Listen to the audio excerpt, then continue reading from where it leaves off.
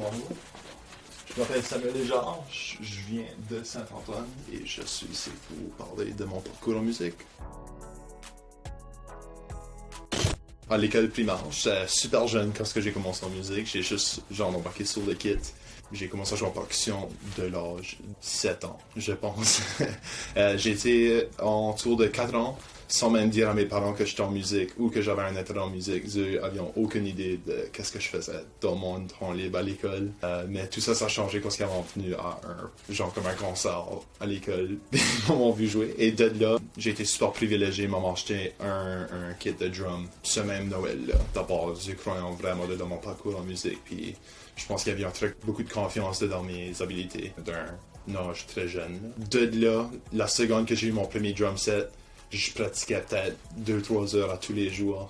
La seconde j'arrivais de l'école, je pratiquais, je mettais n'importe quel album, que ce soit rock, metal, country, n'importe quoi à ce point-là. Je voulais juste jouer. C'était littéralement mon seul intérêt, la seule chose que je voulais faire avec mon temps libre d'abord. Ça m'a bien servi dans le futur, les niveaux d'habilité que j'ai là. Une fois de là, en high school, j'avais peut-être 15 ans, j'ai rentré dans mon premier groupe. C'était un groupe rock de Moncton, appelé Spiral Case autant. Je jouais dans des petits bars, peut-être en nombre de 5 à 10 personnes. C'était des shows qui étaient super petits, mais moi, dans ma tête, je me sentais comme un rockstar d'abord. Je pensais que c'était comme un cool payoff, là. Je me sentais super cool.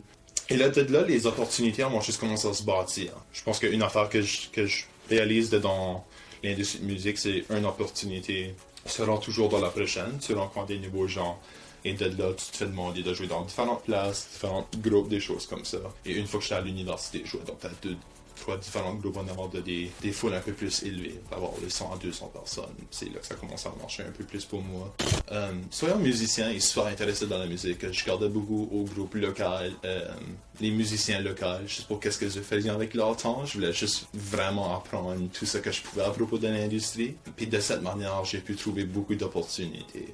Je voyais peut-être comme un ad sur Facebook d'un groupe qui avait besoin d'un percussionniste. Dès que le moment de l'école secondaire, je prenais toutes les opportunités que je pouvais possiblement avoir, que ce soit gros, petit, des groupes de musique que je voulais même pas faire avec, que ce soit un genre que j'aimais même pas, je prenais l'opportunité parce que je pense que j'ai réalisé très jeune que les opportunités s'enchaînent de même. D'abord, comme exemple, le premier groupe que j'avais en l'école primaire, le chanteur de ce groupe-là était un finaliste de La Voix française. Et là, quand il a fini l'émission de La Voix, c'était moi son percussionniste full-time d'abord. J'ai eu cette opportunité-là, super bien, comme jouer en amont de 300-400 personnes, jouer tous les semaines. Cette opportunité-là a venu de jouer en amont de 5 à 10 personnes dans des petits bars à Moncton. D'abord, c'est pour ça que je pense vraiment que faut que tu prennes toutes les opportunités que tu peux, toujours le faire avec passion et confiance. Et juste faire sûr que tu le fais pour la joie de la musique. Parce qu'éventuellement, tu vas avoir une opportunité que tu veux faire et tu veux être partie de, et ça va se placer juste en avant de toi. It's yours for the taking. Le sentiment de satisfaction que tu peux avoir d'avoir une opportunité que tu veux faire, tu veux être partie de, est incomprenable. C'est tellement un good feeling. Surtout quand tu viens d'une place comme moi, est-ce que j'ai joué en amont de des petites foules, dans des petits dive bars, excuse-moi en anglais, là. D'aller en travers jouer le casino sold out. La différence dans ma vie, dès que mes efforts, c'est très substantiel. Je peux définitivement voir la différence dans le volume dès que je joue des performances et même dans le volume de les gens qui sont dans ces performances-là. Je peux voir que mes efforts que j'ai mis dans l'industrie de musique sont lentement en train de se présenter en avant de moi, là.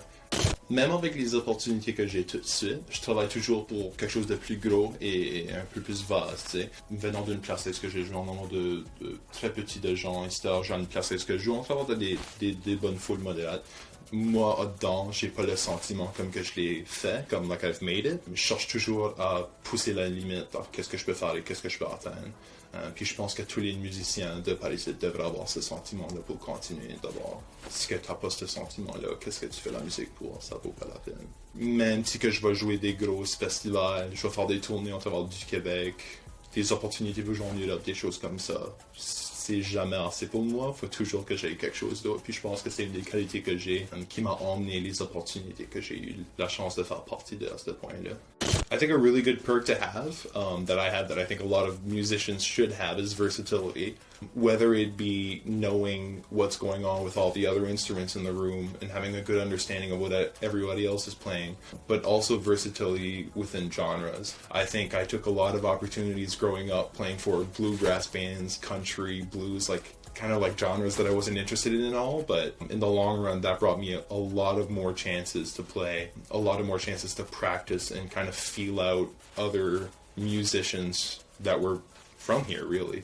And from there, I think that kind of transcends in everything that I do. I kind of bring in flares from different genres in anything that I play, really. I can bring in some bluegrass flair into like a rock band or metal into blues or whatever, and do that naturally since I have so much experience within all those kinds of different fields, I guess.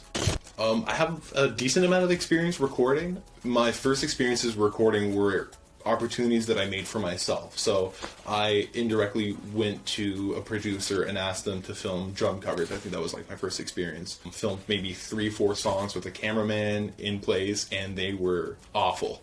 They were really terrible, but it was a really good experience to kind of base that field on. And with time and opportunity and all the things that I've been doing, then on I'm getting more serious offers, like recording albums, doing playthroughs for different groups and such. So yeah, I've come a long way when it comes to recording. I think the pressure isn't really there anymore, but I think the pressure isn't there because I've learned to come prepared and make sure that I know all my parts and you know what you're doing right when you're getting in the studio, and you don't kind of freeze and try to figure things out while you're there, because I think that's kind of how you crash and burn, I guess.